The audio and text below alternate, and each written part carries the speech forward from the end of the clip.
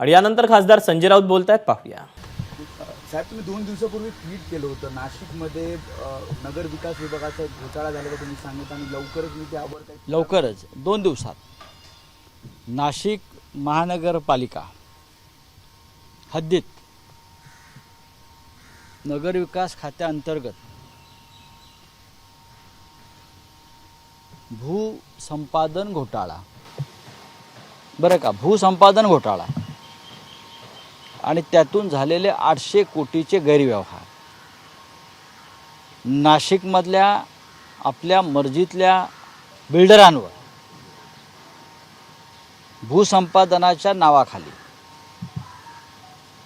800 कोटी रुपयांची कशी खैरात केली आणि हे पैसे 800 कोटी बिल्डरांच्या माध्यमातून कोणाकडे गेले या संदर्भात मी माझं काम चालू आहे, संपलेलं आहे, विस्तर तक्रार मी करतो आहे। नगरविकास खातं मुख्यमंत्र्यांच्या अधिपत्याखाली जे आहे, मग ते ठाकरे सरकार असताना किंवा आता, सर्व महानगरपालिका क्षेत्रामध्ये अशा प्रकारचे घोटाळे झाले आहेत। हा जो पैसा राजकारणामध्ये येतो आहे सध्या महाराष्ट्राच्या, तो कोणत्या माध्यमातून येतो आहे त्याचा खुलासा मी करतो आहे। विशेषतः हे नाशिक महानगरपालिका, एका नाशिक महानगरपालिकेमध्ये एका व्यवहारात भूसंपादनाच्या 800 कोटी रुपये गैरमार्गाने गोळा केले। हा जनतेचा पैसा, करधारकांचा पैसा बेकायदेशीरपणे भूसंपादन करून आपल्या मर्जीतल्या बिल्डरांना 800 कोटी रुपये सरकारी तिजोरीतून दिले आणि ते मनी लॉन्ड्रिंग। हा पैसा मग हा जो शिवसेना फडणवीस गट आहे त्यांच्याकडे कसा पोचतो आहे हे मी 2 दिवसात तुमच्याकडे पुराव्यासह देणार आहे। पण आपला सरकार होतं तेव्हा हा घोटाळा झालाय की नगरविकास खात्याचा घोटाळा आहे। सरकार कोणाचंही असेल, नगरविकास मंत्री तेच होते आणि तेच आहेत। कुठली जमीन आहे नाशिक शहरात? साधारण 17 ते 18 महत्त्वाचे बिल्डर आहेत जे शिवसेना फडणवीस गटाशी संबंधित आहेत। त्यांना हा लाभ मिळावा म्हणून हे भूसंपादनाचा रेटा लावला। शेतकऱ्यांना पैसे मिळाले नाहीत, बिल्डरांना पैसे मिळाले भूसंपादनाचे, आणि हे सगळे बिल्डर हे या मिंदे आणि कंपनीचे खास हस्तक आहेत। समृद्धीमध्ये तेच झालेलं आहे आणि ठिकठिकाणी भूसंपादनाच्या बाबतीत पण हेच होत आहे। MIDCच्या बाबतीत, भूसंपादनाच्या बाबतीत सुद्धा हेच होत आहे। संपूर्ण राज्यभरामध्ये अशा प्रकारे लूट सुरू आहे। मी फक्त सध्या नाशिक महानगरपालिकेतल्या भूसंपादनाचं एक प्रकरण देणार आहे, त्यानंतर या राज्यामध्ये काय चाललं आहे तुम्हाला कळेल। संपला। मुख्यमंत्र्यांना पैसे जातात, CM ऑफिसला पैसे जातात, तुम्हाला कळेल। मी तुम्हाला पुराव्यासह देणार आहे, पुराव्यासह। या इथेच ती फाईल ठेवली जाईल, तुम्ही ती फाईल चेक करू शकता।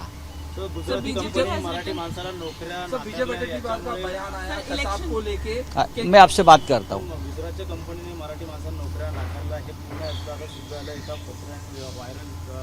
खरं आहे ते मुंबईमध्ये एका गुजराती बेस कंपनीनं मराठी लोकांनी अर्ज करू नये,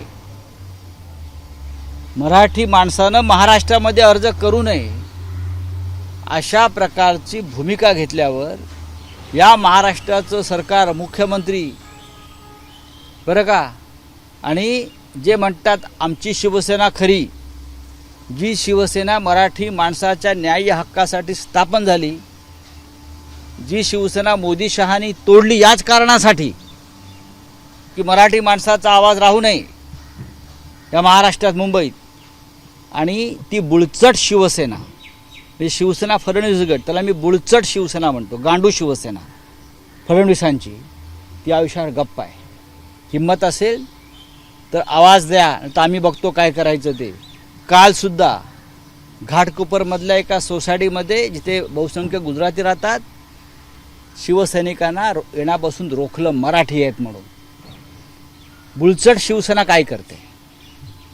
ही जी गांडू आहेत ना, हे शिवसेना फडणवीस गट ही गांडूंची सेना आहे. काय करते हा प्रश्न आहे आमच्यासमोर. मशाल चिन्ह गुजरात्यांपर्यंत पोहोचवलं म्हणजे कुठेतरी गुजराती मशाल चिन्हाला नाकार देतात का, विरोध करतात का? प्रश्न तो नाही, प्रश्न मराठी माणसाच्या विरुद्ध चाललेले षडयंत्र आणि कारस्थान आहे. पोलीस बंदोबस्तात पॅम्पलेट वाटावी लागतात मराठी उमेदवारांना. हे पहा, हे जी बुलचट सेना आहे ना फडणवीसांची, शिवसेनेची, त्यांना आव्हान आहे. आम्ही बघू काय करायचं ते. उद्धव ठाकरे यांच्या नेतृत्वाखालच्या शिवसेनेने आव्हान स्वीकारलेलं आहे. हे आव्हान आम्ही स्वीकारलं आहे. आम्ही लढू, आम्ही लढणार आहोत. पण हे जे आमची शिवसेना खरी म्हणणारे जे आहेत बुलचट गांडू, ते काय बोलतात ह्याच्यावर ते स्पष्ट व्हायला पाहिजे. अभी आप बोलिए. बीजेपी का बयान आया सर, बीजेपी का बयान है कसाब को लेके कि उज्जवल निगम को डिफेम किया जा रहा है. बीजेपी की तरफ से भी इलेक्शन कमीशन को लेटर लिखा गया है, कंप्लेंट की गई है कि जो करकरे हैं, हेमंत करकरे, उनको कसाब की गोली से नहीं मरे, वो पुलिस. बात ऐसी है कि हेमंत करकरे शहीद है. हेमंत करकरे देश के लिए लड़े. जब कसाब और उनकी टोली मुंबई में घुसी तो करकरे साहब उनके साथ लड़ रहे थे. कसाब की गोली से लगे और कोई टेररिस्ट उनके गोली से लगे, वो मेरा काम, हमारा काम नहीं है. लेकिन बैटलफील्ड पर करकरे साहब थे. वो ATS के चीफ थे उस वक्त. दहशतवाद, टेररिस्ट विरोधी जो हमारा जो एक स्क्वाड था उसके प्रमुख थे. तो अगर मुंबई पे टेररिस्ट हमला हुआ है तो मिस्टर हेमंत करकरे जो एज ATS चीफ वहाँ गए, उनकी टीम गई और वो शहीद हो गए. अब कुछ लोगों ने उस वक्त ये सवाल उठाया था कि करकरे साहब का जो शहादत है वो रहस्यमय है. मैं ये नहीं मानता हूँ. उधर और भी पुलिस शहीद हो गए, वहाँ और भी पुलिस अधिकारी शहीद हो गए. आपको मालूम है, अशोक कामटे साहब हो गए, और भी पुलिस सिपाही हो गए, चाहे VT में हो, चाहे मरीन लास्ट में तुकाराम ओम्बले शहीद हो गए.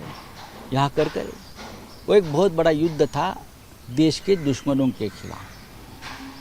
फिर भी करकरे साहब का नाम जो आया है, विजय वडेट्टीवार साहब ने यह पहली बार नहीं कहा है. मैं दो बात आपके सामने रखता हूँ.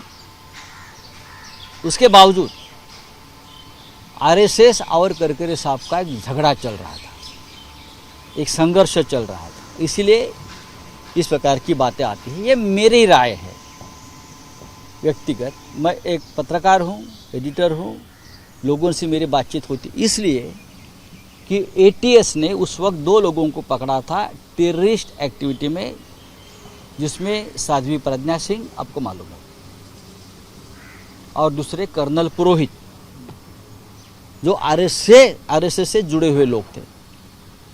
दूसरे एक स्वामी दयानंद थे, एक रमेश उपाध्याय थे.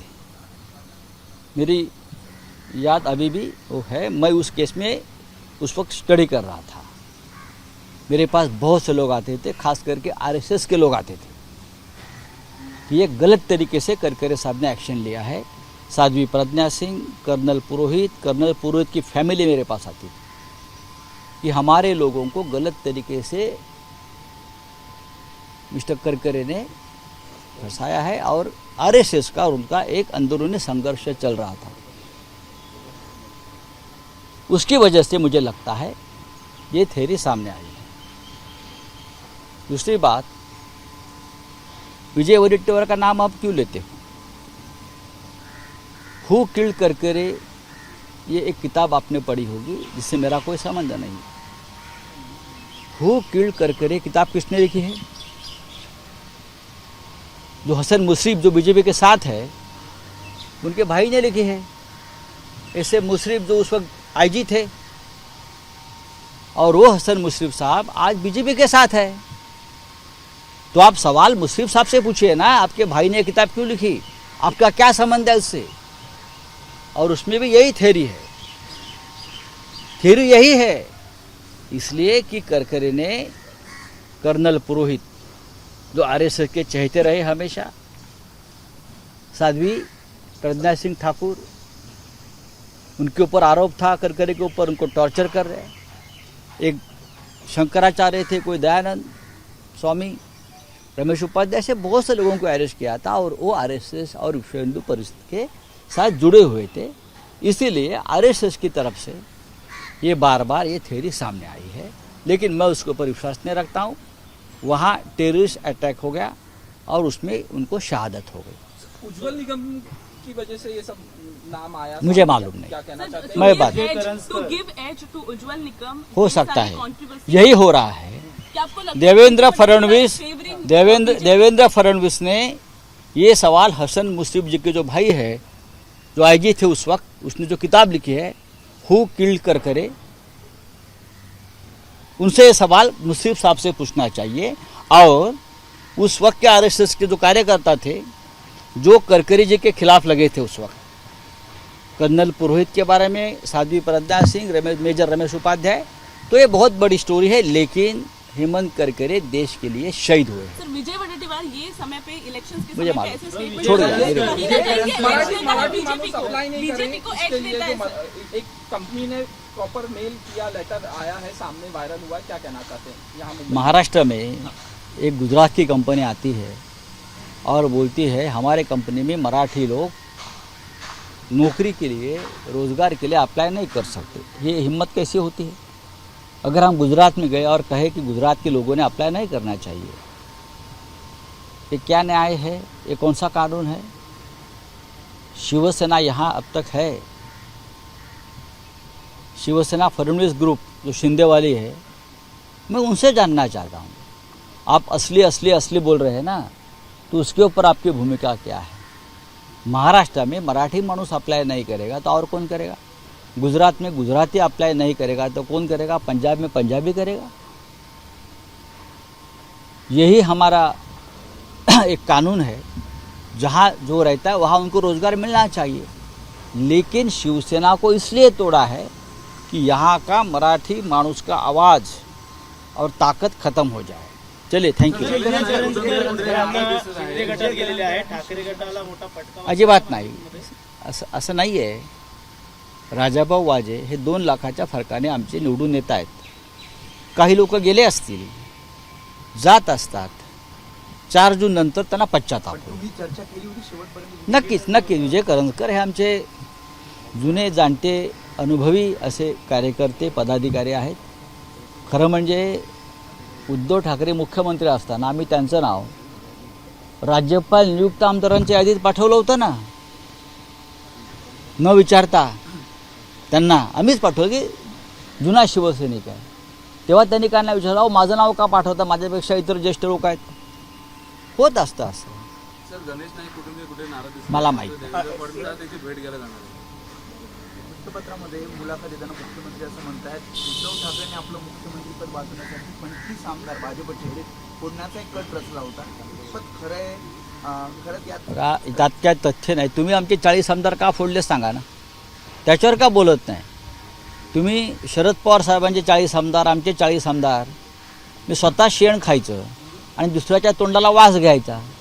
फडणवीस साहेबांचं साधारण हे धोरण दिसतं आहे, स्वतः शेण खायचं, शेणात तोंड बुडवायचं आणि दुसऱ्याच्या तोंडाला वास घ्यायचा, हे त्यांचं धोरण आहे। थँक्यू। तेव्हा संजय राऊत यांनी नगरविकास खात्यावर गंभीर आरोप केलेला आहे। त्यामुळे या सगळ्या प्रकरणी आता काय नेमका खुलासा नगरविकास खात्याकडनं करण्यात येतोय पाहणं महत्त्वाचं असेल। एबीपी माझा, उघडा डोळे बघा नीट।